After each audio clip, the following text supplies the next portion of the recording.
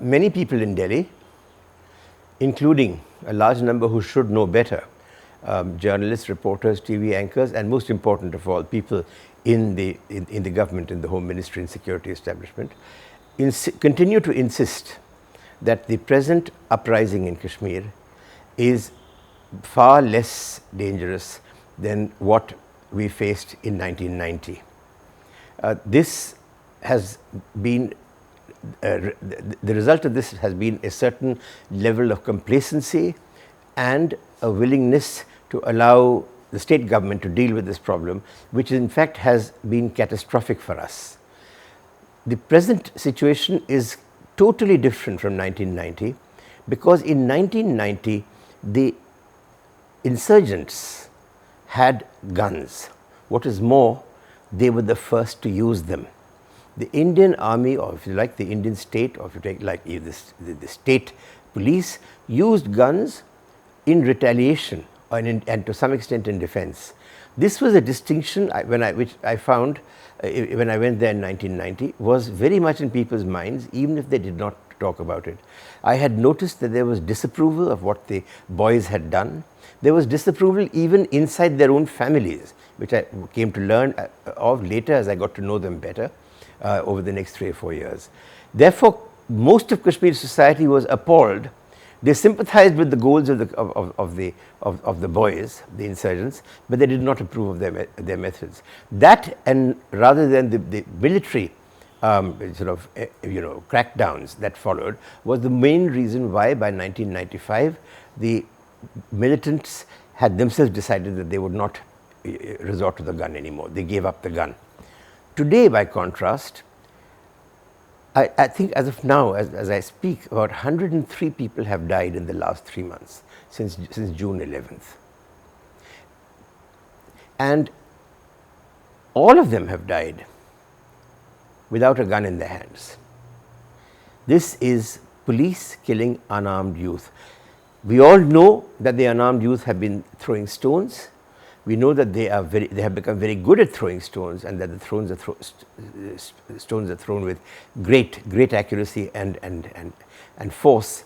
We know that more than 800 policemen have been injured, but the fact is, injury, particularly injury with a stone, however serious, doesn't even begin to compare with the death of a young man and the total desolation that falls upon the family of the young man and his friends. Each death has been followed by a ceremony, a burial, a procession, and a collective sorrow which has bound thousands of people together in the anger that is being felt by the family. And you now have had 100 such deaths. 72% of Kashmir consist of youth under the age of 25. These are the people who are today being radicalized at a rate that Delhi has absolutely no understanding of. This lack of understanding was reflected in the first all-party meeting that the Prime Minister held. That all-party meeting not only did not come out with any way forward, it came out with, it only revealed the utter confusion and lack of information, and in fact lack of sensitivity in the mainstream political parties.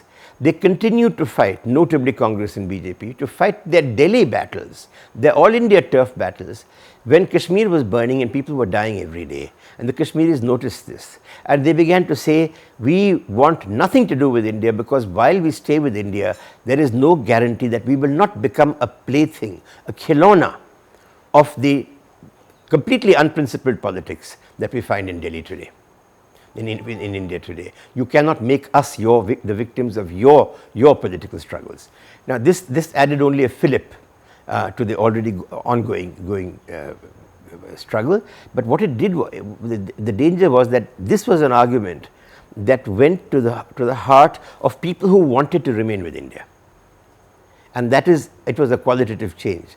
To some extent, I find that while there's been a very big change between then and the second all-party meeting, which took place on the 15th, yesterday, 15th of September, the change is still not sufficient. There was, from all the accounts I've received in the meeting, there was a much greater level of seriousness. There was much greater awareness of the threat that it has developed in Kashmir. There was a willingness to blame the Omar Abdullah government, at least for not having recognized it, not taken it seriously, and not shown the required sympathy for the people when they were dying to police bullets. There was a huge amount of criticism of that, and there was a desire to stop this at any cost and to reach out to the Kashmiris. But it's all been too little too late. In fact, even the reaching out, the most important thing has been the reaching out to the Congress and Mrs. Sonia Gandhi in particular, to the PDP, specifically to Mehbooba Mufti and Mufti Saeed. Mufti Saeed met the Prime Minister yesterday, Mehbooba Mufti talked to and then met, I believe, Mrs. Gandhi. The point is, had this happened 3 months earlier, there would have been no intifada, because the Kashmiris have been saying, this government must go because it must be held constitutionally responsible for what they are doing to our youth. Instead, what the curfews have done is they have destroyed life in Kashmir. Today, the schools have been closed for so long that the entire Kashmiri student population has missed 1 year of schooling because they haven't been able to go to examinations.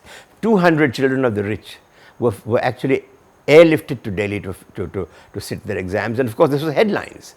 But the 200,000 who were not able to sit their examinations, there was not one word of sympathy or even a mention of them in the Indian media. Now, this is the kind of thing that Kashmiris see all the time, and it really rubs them up the wrong way. Now, that is only the beginning. SMSs have been cut off. The level of oversight of cellular phone calls is so great that the phone call system is breaking down, and nobody wants to talk on the phone anymore from Kashmir. There is a collective paranoia that is built up. There is not food, medicines are running out. The blockade, the curfews mean that food cannot come in from the villages into the cities, particularly Srinagar. And people have to go to hospital, people have to have children, have to give birth to babies. If there is a curfew, what do? This kind of, it's a kind of way, the intention of 24-hour curfews is to destroy the will to resist, to bring people down to their knees. It's not happening in Kashmir, and even if it were to happen, the moment that curfew is lifted, the reaction will be so huge that we will not be able to cope with it, which is why we cannot continue with this curfew. Time is running out. And the all-party meeting yesterday had absolutely no idea of this. In these circumstances, not to take a decision and say, we will send a parliamentary delegation. What on earth will the parliamentary delegation find out that it has not already seen in the thousands of articles that have been written by first-class journalists, in the media coverage in TV? On the contrary, the fact that they are going there, and the fact that there is a hard, radical right-wing element inside the stone pelters, they are going to make that an excuse for bringing out people in spite of the curfew when the delegation arises, with the intention of creating a bloodbath between the airport and Srinagar itself. They are going to try and stop this parliamentary delegation from even getting into Srinagar. I am warning you of that. And what is going to happen is, once the Home Ministry gets wind of this, they will say, please don't go just now, it's too dangerous. So, of course, procrastination will continue. The time has come for decisions, and Delhi is so averse to taking decisions on any issue. We've seen this over the last 6.5 years. This has become a totally inert government on almost everything except the Narega schemes. And I'm afraid that is not enough to justify a government, however good it may be.